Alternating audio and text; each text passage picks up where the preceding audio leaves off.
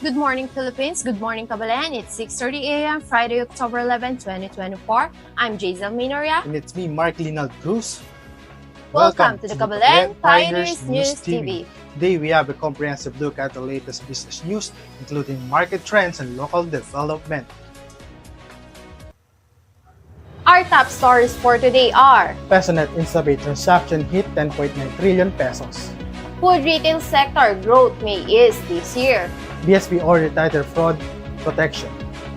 7-Eleven owner sure surge after reports on takeover tussle. BSP issue draft IRR for innovation debt credit. Land Bank seeks buyers for UCPB Savings Bank.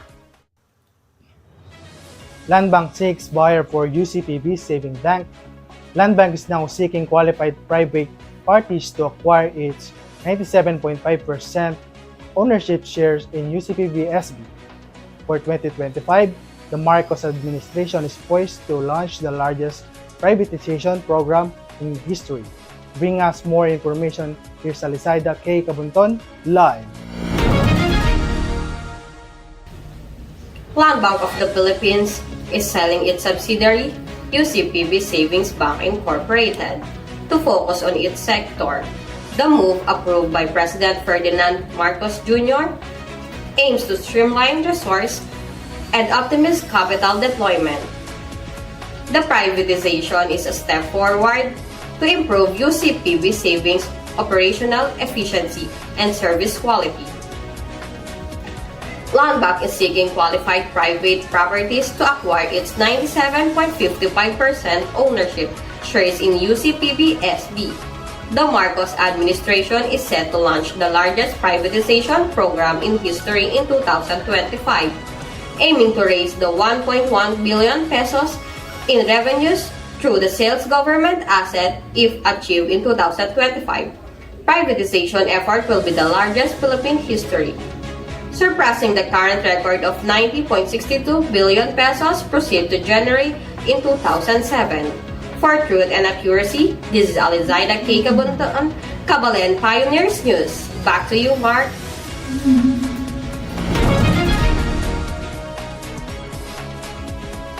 Thanks, Kay. Up next, 7-Eleven owner share surge after reports on takeover tussles.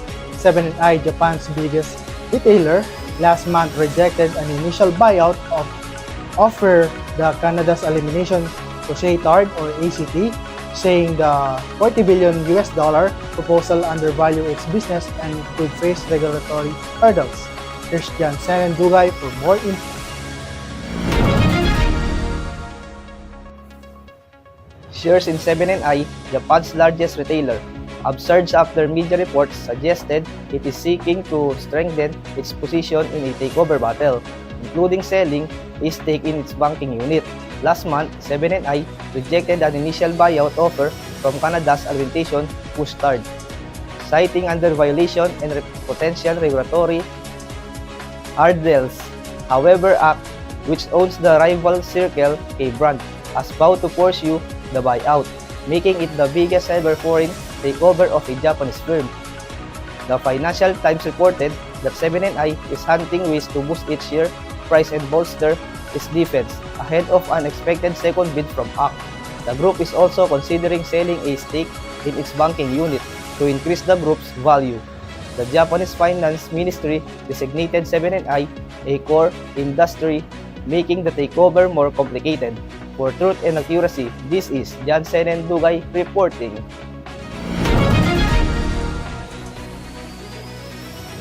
Thank you, Senen, for more information. Up next, food retail sector growth may ease this year. Daus Manila said the country's total food and beverages retail sales are expected to reach $199 billion this year, about 5.3% higher than last year's $113 billion. To bring you closer to the situation, we have Shakira Laksamana live.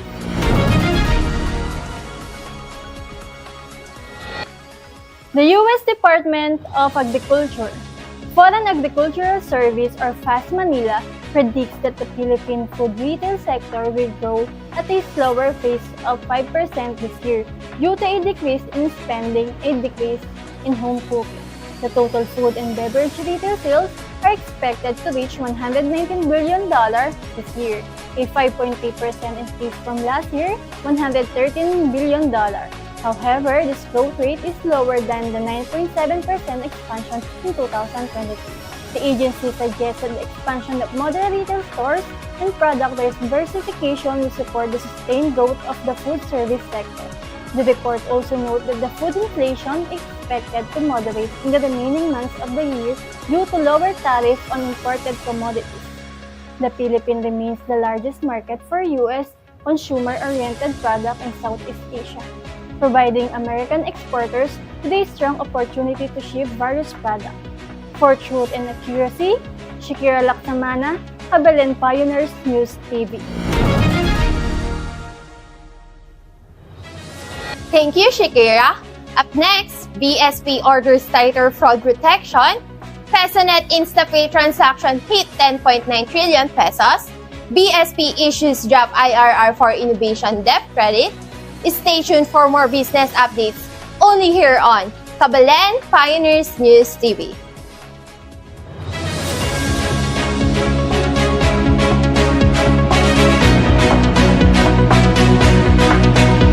Matagal lang kami ng UB online. It all started with just one ID. Sobrang na-appreciate ko ang beauty niya. Then, when my life got tougher, tinulungan niya ako. I didn't have to go out to pay or enroll my billers. Wala siyang hinihingi in return. One transfer can be free kasi. Lagi siyang may time for me, even to deposit my check. Iba siya mag-alaga kahit peak banking hours pa.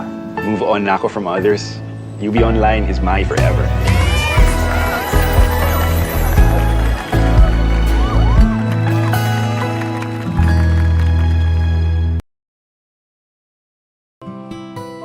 Sa bawat hakbang mo,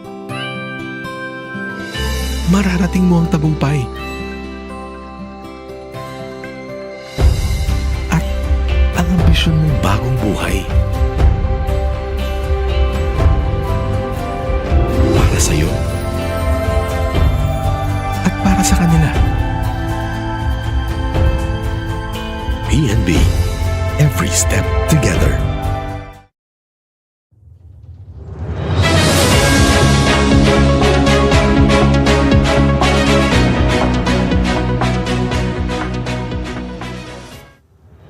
Welcome back to Kabalen Pioneers News TV.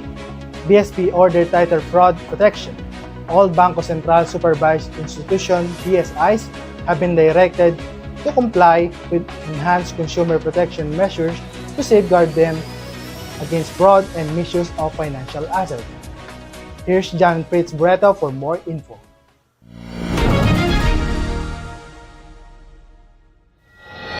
Bangko Sentral Supervised Institution or BSI in the Philippines are being directed to comply with enhanced consumer protection measures to protect against fraud and misuse of financial assets.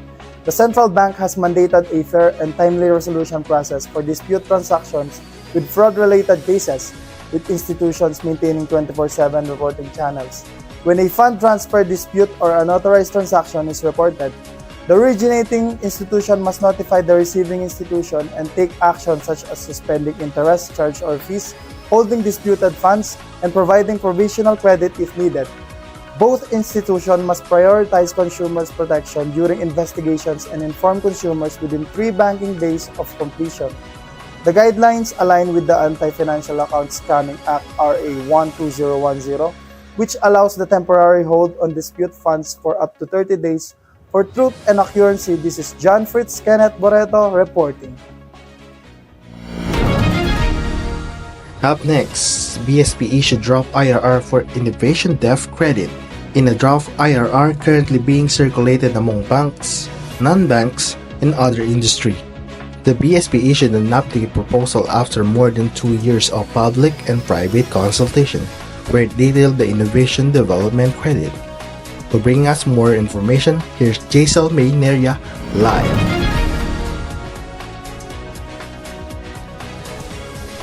The Bangko Sentral ng Pilipinas or BSP has released the proposed implementing rules and regulations IRR of Republic Act RA number 11293 or the Philippine Innovation Act to dispense loans and financing activities for the innovation development of 11 priority sectors, including finance, energy, security, and defense.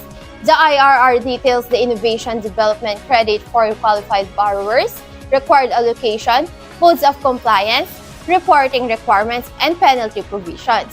The BSP and the National Innovation Council (NIC) identified 11 sectors for innovation development, including learning and education, health and well-being, food and agribusiness, transportation and logistics, energy, blue economy and water, finance, manufacturing and trade, public administration, security and defense, and others. The required allocation for innovation development credit for banks is at least 4% of their total loanable funds. Qualified or eligible borrowers include micro, small and medium enterprises, startups, innovation centers, business incubators, and other entities that facilitate and support the development of new technologies. The BSP proposed strict sanctions for non-compliance or undercompliance, with monetary penalties for non-compliance or undercompliance being computed as 0.5% of the amount of non-compliance or undercompliance directed towards innovation development. About 90% of the total penalties collected, non-compliance and undercompliance will be remitted to the BSP's Innovation Fund, while the remaining 10% will be used to cover BSP's administrative expenses.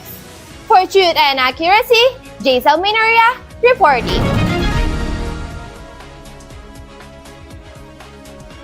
Up next, for the last business update for today, PesoNet InstaPay transaction hit 10.9 trillion pesos. The amount of electronic fund transfers via PesoNet and InstaPay jumped by over 34% to 10.9 trillion from January to August, compared to last year's 8.13 trillion pesos. For the updates, Mark Liner Cruz has the news.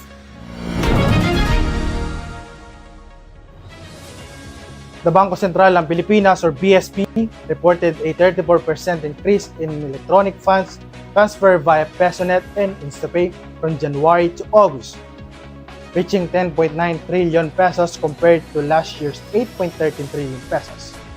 The volume of PesoNet and InstaPay transaction surged by 64.5% to 916.58 million from 557.25 million pesos in the same period a year ago. PesoNet is an automated clearinghouse launched under BSP National Retail Payment System, aiming to promote a safe, efficient, affordable, inclusive, and reliable retail payment system. The combined value of PesoNet and InstaPay transaction jumped by 29% to 12.86 trillion pesos from 9.94 trillion pesos in 2022. The BSP is now targeting to increase the share of digital payment to total retail transaction to 60 to 70% in the next 4 years, in line with the government Philippine Development Plan for 2023 to 2028. The BSP plans to install 25 additional coin deposit machines in major cities next year. For truth and accuracy, this is Mark reporting. Thank you, Mark. That's all for today's update, and that was the news of truth and accuracy. And that wraps up our coverage for today. Thank you for joining us and staying informed. For the latest updates and in-depth analysis, visit our website and follow us on social media. We will be back with more news and stories tomorrow. Until then, I'm Jaisal Minoria. And I'm Mark Rinald Cruz. This is Kabulen Pioneers News TV. Have a great day, everyone.